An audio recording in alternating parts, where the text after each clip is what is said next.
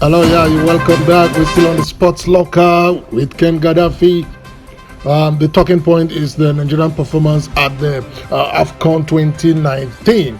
And I'm just looking at the call from many fans, many pundits for the sacking of the coach, Gernot Rohr. Okay, well, like I said earlier, what's your thought? What's your comment? You can always drop it in the comment box. Do you think Gernot Rohr should be fired by the Nigerian Football Federation or given the chance to continue tinkering the Super Eagles? Well, before I give my own thoughts on this issue, I want to just quickly go back to look at his performances.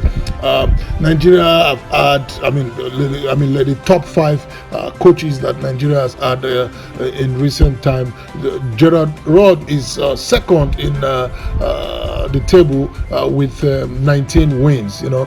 Clemens Westerhoff top with 29 wins. Albeit he spent about 5 years with the Super Eagles.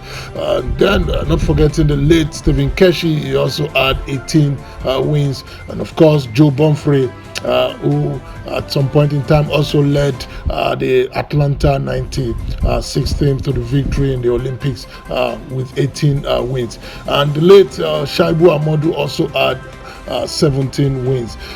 We've had other coaches like Christian Choku, like Augustine Guavon, Sunday Olise. And so a lot of fans who have been talking about why we need to give the local or the indigenous coaches chance. Well, we know that some of the local coaches, if not most of them, have not really lived up to expectation too. They have their own shortfallings, and then for those who have been talking about the expatriate, that it's too expensive to hire expatriates. For example, Gernot is costing the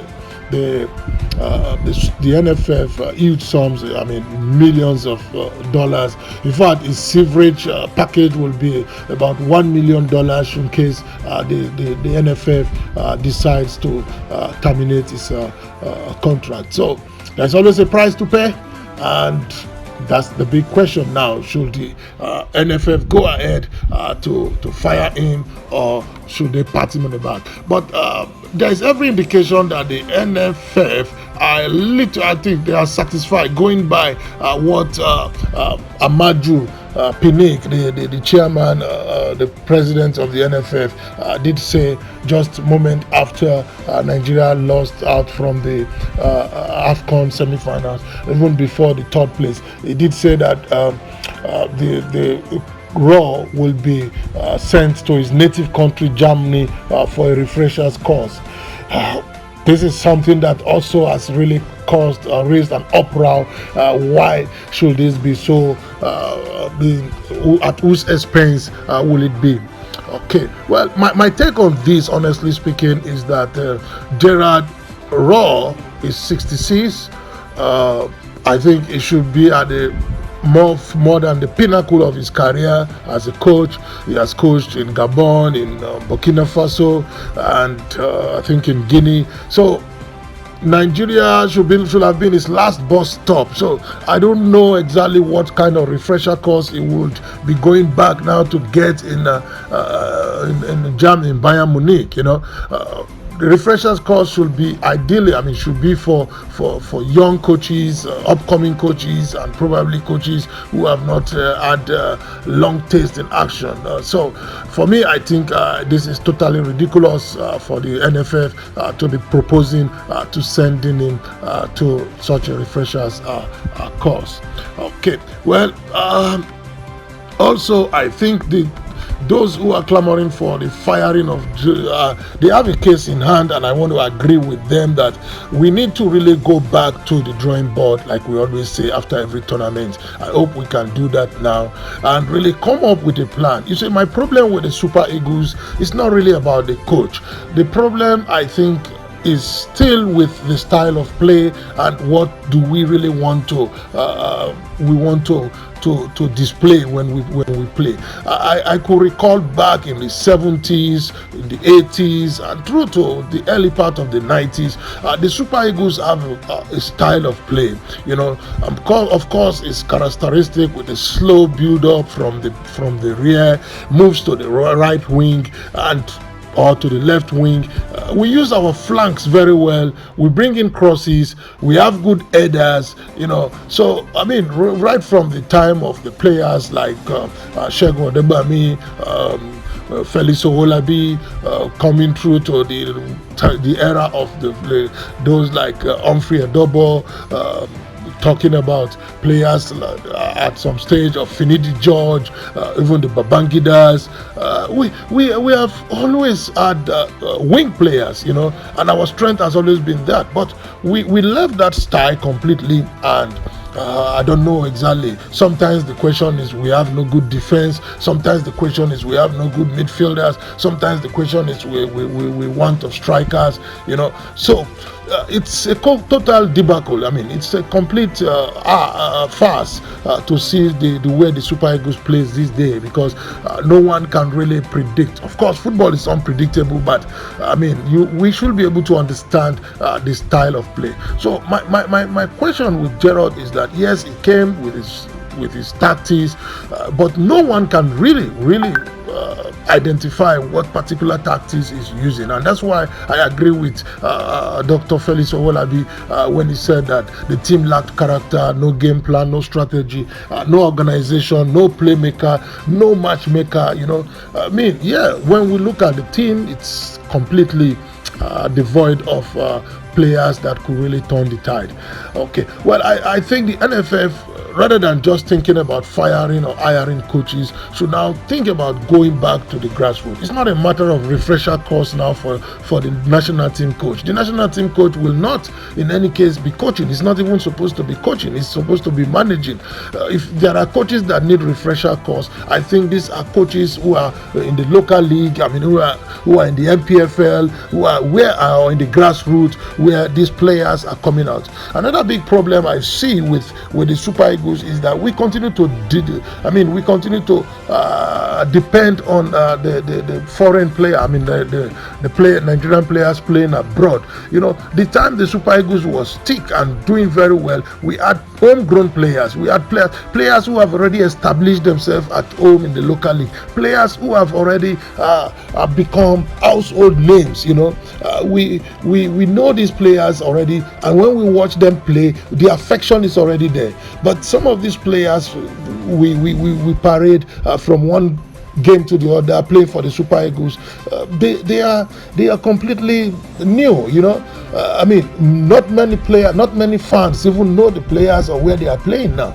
And these coaches just bring players probably after one season or a few matches. They have played very well for their clubs, and then they are invited to the national team. The national team becomes a hunting ground for players to go and attract good contracts for their clubs. This must be stopped. This must be totally stopped.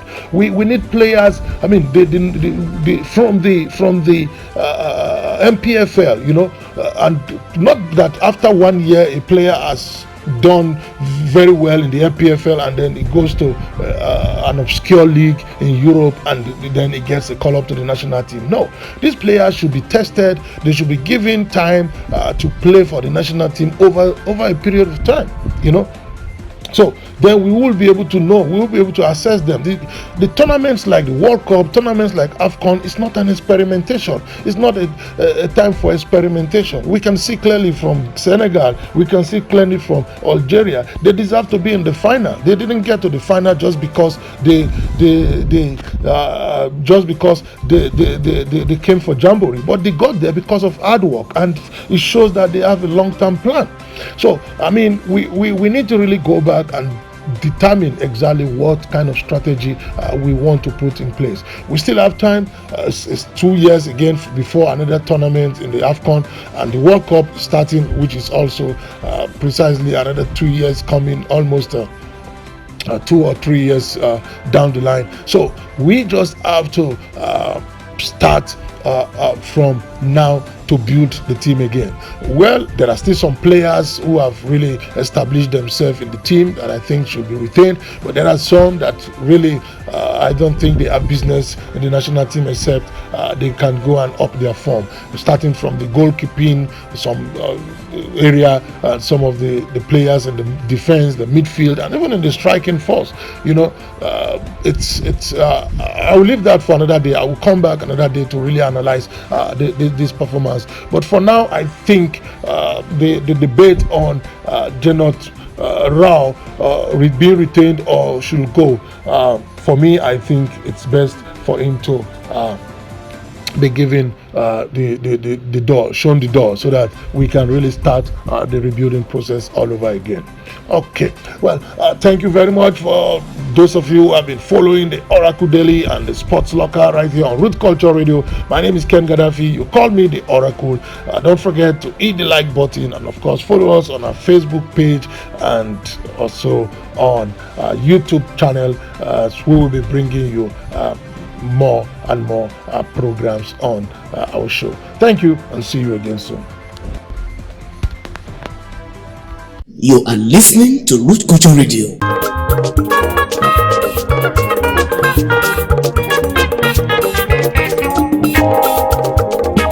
Makaine wolune ya wayo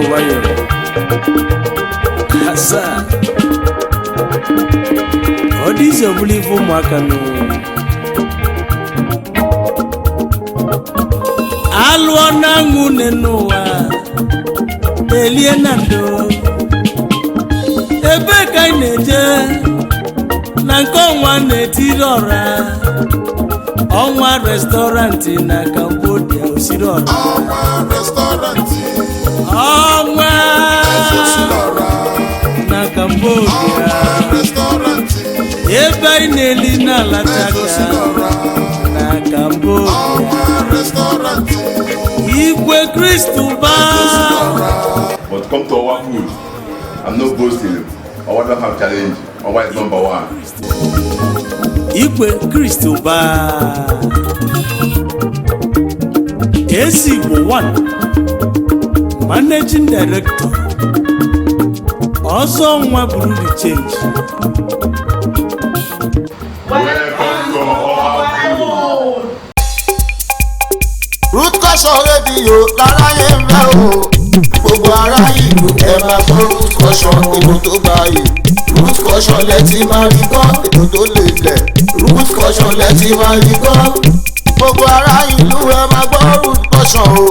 Root Culture Radio láráyé ń fẹ́ o.